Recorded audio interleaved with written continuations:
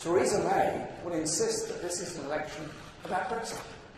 She will try to downplay the issues that affect people's lives every day, and instead turn the election into an ego trip about her own failing leadership and the machinations of the coming negotiations in Brussels. It is only Labour that will focus on what kind of country we want to have after Brexit. In the coming weeks, Labour will lay out our policies to unlock opportunities for every single person in this country. We will focus on giving people real control over their own lives and make sure that everyone reaps a just reward for the work they do.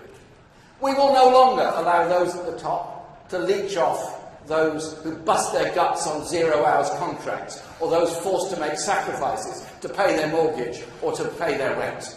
Instead of the country's wealth being hidden in tax havens, we will put it in the hands of the people of Britain, as they're the ones who earn it. In this election, Labour will lead the movement to make that change. We will build a new economy worthy of the 21st century, and we'll build a country for the many, not the few.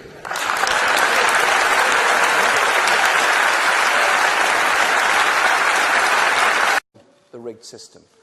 For all Theresa May's warm words on the steps of Downing Street, the Conservatives will never do any such thing.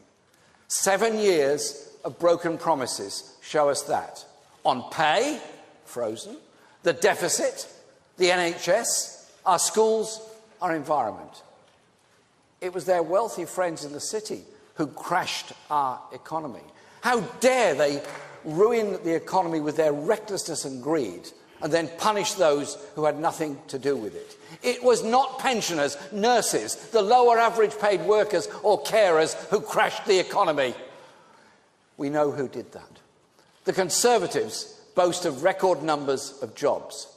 But what good is it if people are working and getting poorer and don't share in the profits of that economy, while the Conservatives look after the wealthy few? Our offer is to tackle elderly poverty and loneliness, invest in our economy, National Health Service and schools, to improve rights at work, and a £10 living wage for all workers.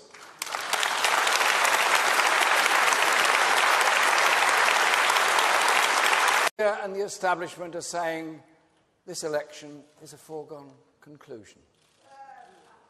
They think there are rules in politics which, if you don't follow by doffing your cap to the powerful people, accepting that things can't really change, then you can't win.